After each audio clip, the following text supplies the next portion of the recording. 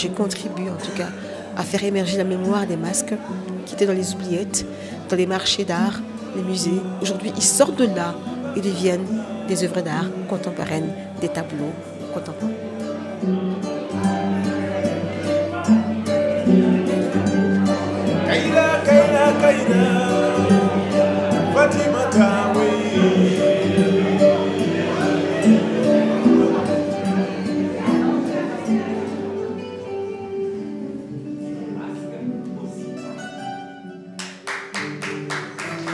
En 98-98, pour les Belges, j'ai pris une feuille de papier et j'ai dessiné, c'était un masque. Là, ça m'a fait peur. Je dis, comment se fait-il que j'ai pu créer ça? Pendant 2 ans, je n'ai pas peint. Puis 2 ans après, j'ai commencé à peindre. J'étais à l'académie, où j'ai fréquenté plus tôt. Et puis, je me suis dit, je vais vraiment peindre des masques. Et ce sont les masques qui me parlent. Je ne sais pas comment expliquer, mais mes mains sont animées. L'animisme, n'est-ce pas? Mes mains sont animées toutes seules. Elles courent toutes seules. Et chaque fois, c'est un miracle, c'est une magie. C'est quand j'ai fini de peindre, je me dis, c'est pas moi. Comment est-ce que j'ai pu peindre ça? Je suis chaque fois ébahie, étonnée, émerveillée, parce que quelque part, il y a une force qui me dépasse. Et pour moi, je dis, ce sont mes ancêtres qui animent, qui m'impulsent, qui me donnent cette inspiration qui est là. Parce que les masques, je ne sais pas ce que c'est. J'ai jamais assisté à une sortie de masque par hasard. Et donc, je ne sais pas ce que c'est, mais intrinsèquement, je les porte en moi. Et puis, ce n'est pas que des masques africains. Toutes les cultures ont des masques. J'ai des masques, c'est un masque mexicain. J'ai des masques grecs, des masques italiens. Bientôt, je vais aller vers l'Égypte et l'Inde. Les masques est propre à l'homme. Et puis, l'homme, finalement, avec un grand H, il porte un masque. Il porte un masque souvent au quotidien, souvent à l'occasion d'événements. Et moi, je pense que c'est important qu'on soit conscient de ça, que finalement, on est souvent comme on voudrait qu'on soit et non pas comme on est profondément. Fatoumata nous offre un monde des masques qui portent sur le juste, le beau, le vrai, la fraternité, la dignité humaine. Fatoumata, dans ce qu'elle nous offre, elle met au centre l'humain. L'humain avec tout ce que cela implique au niveau de la créativité. Je suis venue à l'instigation d'une amie qui connaît le travail de Fatimata. Et comme j'ai voyagé en Afrique, j'ai travaillé aux Antilles et que j'aime beaucoup les masques et le Sénégal et le Mali, je suis venue. Et je dois dire que ce travail me parle beaucoup. Je suis vraiment très prise par les différentes émotions, représentations. En plus, l'accompagnement par un griot mandingue du Sénégal, accompagné de Sakora, je trouve que ça forme un tout qui pour moi me touche beaucoup. Je suis d'origine belge, mais j'ai une certaine affinité avec l'Afrique et voilà. Et je trouve ça merveilleux. On a fait le tour. Les tableaux parlent. Comme vient de dire le poète, les œuvres, chaque tableau parle. Effectivement, lorsque vous vous trouvez devant chaque tableau, vous vous rendez compte qu'il vous... En fait, c'est personnel, je pense. La magie des masques, parce que c'est quelque chose de tout à fait spécial dans ma culture. Oui. Ce que ça représente, et surtout les symboles qui sont derrière. Je suis d'une culture qui, finalement, ne fait pratiquement pas de sculpture humaine, mais tout est en forme de masque. Et tous les messages qu'on véhicule au sein de la société, les choses importantes, passent à travers les masques. Et quand j'ai rencontré Madame Fatoumata ici, et que je constatais qu'une grande partie de son travail se passait autour de masques, automatiquement j'étais conquis naturellement. Et juste derrière nous, les 2 masques qui sont là, la plupart des gens s'arrêteront sur le masque qui est de ce côté-ci, alors qu'en réalité celui qui est juste à ma gauche, qui s'intitule « À bas les masques », c'est absolument génial. Les masques,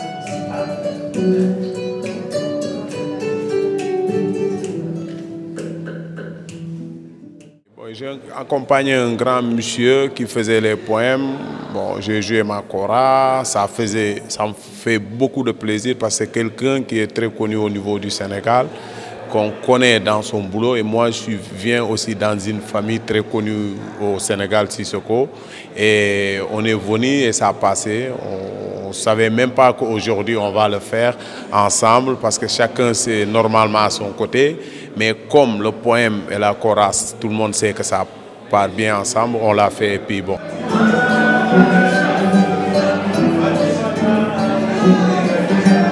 Pour l'instant, je crée parce que je vis, j'existe. Et donc, je ne crois pas que j'aimerais faire que ça parce que je serais un petit peu contrainte à produire, non pas pour moi, mais pour les autres uniquement. Et là, je crois que je perdrais un peu de mon âme. Je suis ici d'abord parce que je connais l'artiste Fatou, avec qui j'ai eu à faire du théâtre il y a quelques années.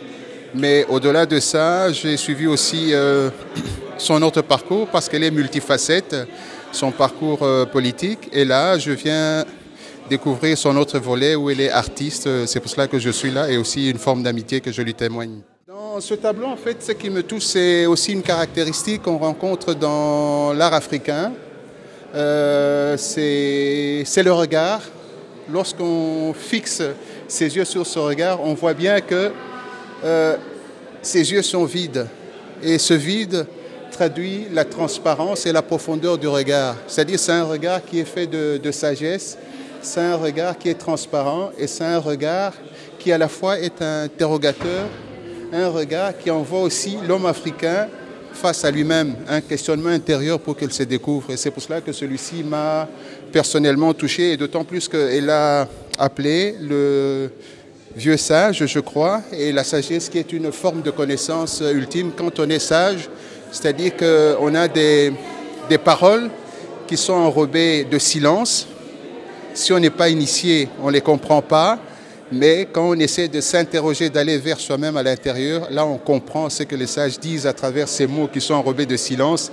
Et ça nous conduit au cœur de mots. Et là, on ne peut pas se tromper dans la connaissance, on ne peut que s'élever.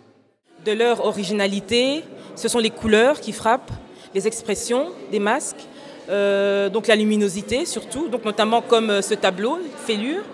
Et voilà, donc c'est beaucoup expressif, couleurs, luminosité, et ça m'a beaucoup parlé. Alors je la félicite parce que c'est une grande artiste pour moi, donc j'ai vu qu'elle fait partie des grands et j'espère qu'elle aura encore beaucoup plus d'imagination, plus d'idées, hein, donc à naître dans ces toiles.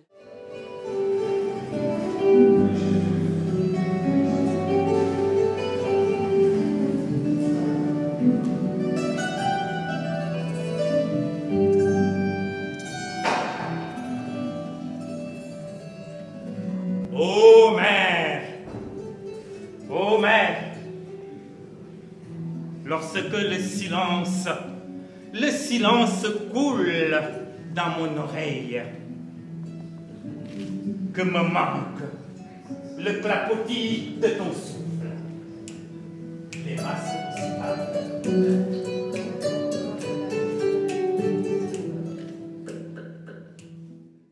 Formidable, franchement, qu'il ait pu adapter les textes avec le contexte, c'est exceptionnel. C'était vraiment très beau les textes.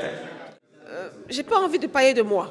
J'ai pas envie de. D'ailleurs, dans le livre, il n'y a pas un mot de moi par les textes. Je dis, écoutez, moi je suis mal placée pour dire qui je suis. Et je me suis dit, ce serait intéressant d'avoir une correspondance entre la kora, le griot. Le griot, en fait. Je voulais un griot ce soir. J'ai eu des griots. J'ai eu un griot qui a fait chanter la kora. Donc Bao Sissoko, et c'est extraordinaire. J'ai un griot, Amadou Mankan, qui est un poète qui transporte sur les ailes de la musique et de sa voix. Et donc ce soir, je voulais vraiment qu'il y ait cette rencontre entre ma poésie, une poésie lue, mais également entendue et interprétée. C'était important que les gens puissent s'imprégner, qu'ils aient envie de dire « Ah tiens, c'est de la poésie ». Parce que ce n'est pas toujours évident, la poésie. Fatoumata est une très grande poétesse. Et sa poésie me parle. Je peux me confier à vous, vous disant que lorsque je faisais l'avant-propos, j'étais sur le littoral au Sénégal. Et je disais ces poèmes à haute voix. Et il y a eu des moments où l'émotion me portait et je versais des larmes de joie, des larmes de créativité.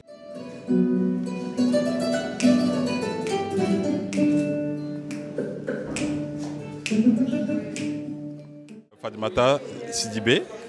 Je l'ai connue déjà à l'époque comme rédactrice chez Amina. Et après, elle est devenue femme politique.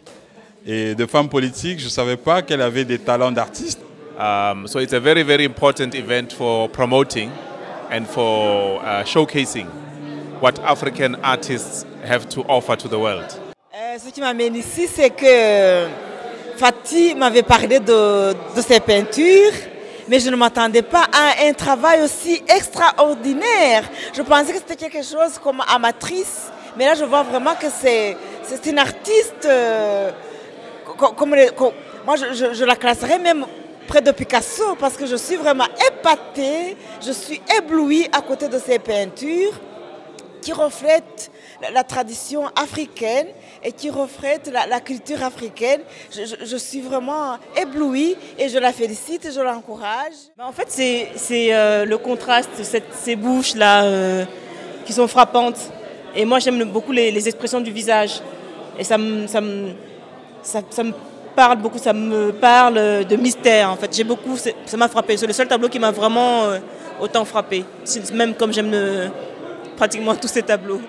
Je suis là parce que tout d'abord je suis Dogon. Le peuple Dogon, vous savez que les masques Dogon sont les plus importants au monde. Donc les masques expliquent la création du monde et la marche de l'homme dans le monde. Donc c'est pourquoi moi, tout ce qui est rattaché aux masques m'intéresse beaucoup. Voilà pourquoi je suis là. Je suis pas malien mais d'origine congolaise. Alors voilà, donc je suis venu aussi par amitié. Ça me rappelle aussi mon enfance.